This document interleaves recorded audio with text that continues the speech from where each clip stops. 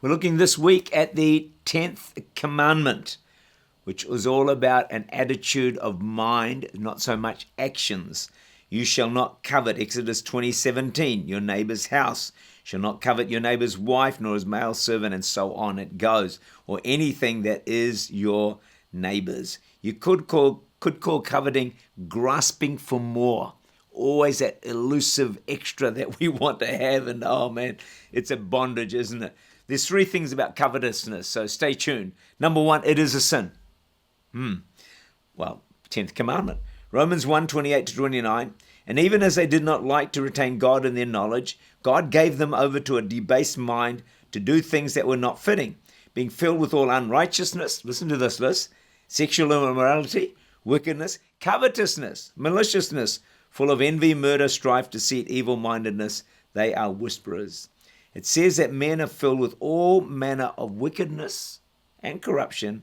Then it has this list of sins, and among that list is covetousness, actually near the top. It is a sin. In Joshua 7, Achan, you might know the story, brought judgment upon Joshua's army because he committed this sin. The Lord had told Joshua to destroy Jericho after the walls fell down flat. And he warned them that all the gold, silver, and the spoils of battle were God's. They belonged to God. But when Achan saw the riches, greed took over, and he stole them. Achan could not help what he saw, but he could help what he coveted and what he stole. The tragic result, Achan was stoned to death and burned.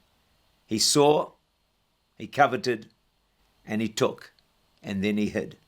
First there's desire, then there's a deed, then there's a deception. We try and cover it up. The same happened exactly to David with Bathsheba.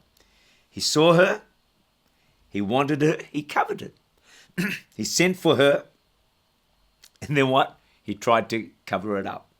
In Luke 2 verse 12, there's these two brothers, and they're fighting over an inheritance. And Jesus said in verse 15, beware of covetousness, for a man's life consists not in the abundance of the things which he possesses. There's a statement right there, isn't it? Man's life doesn't consist in the abundance of the things he possesses. We tend to think if we possess more and more and more, it's going to make us happier and happier and happier. It's just not true. The richest, most famous people in the world are often very miserable indeed. Sometimes people who have a lot less are a lot happier.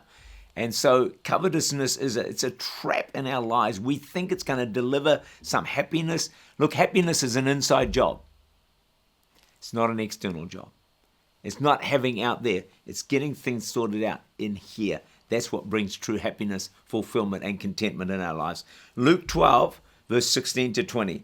Then he spoke a parable to them, saying, the ground of a certain rich man yielded plentifully.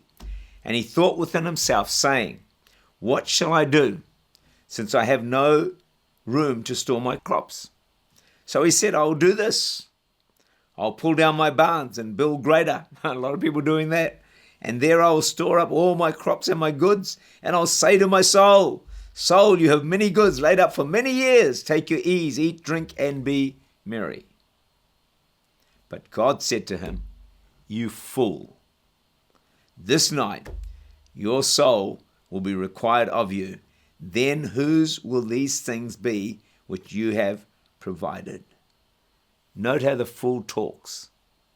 My barns, my goods, what I've stored up, and my soul. Friends, can I encourage you and can I encourage me? Let's not fall into the same trap of covetousness, because to me, it's a bottomless pit that has no end. We think the more we get, the happier we will be. That is a lie from the devil. The 10th commandment, let's try and obey it. Thou shalt not covet.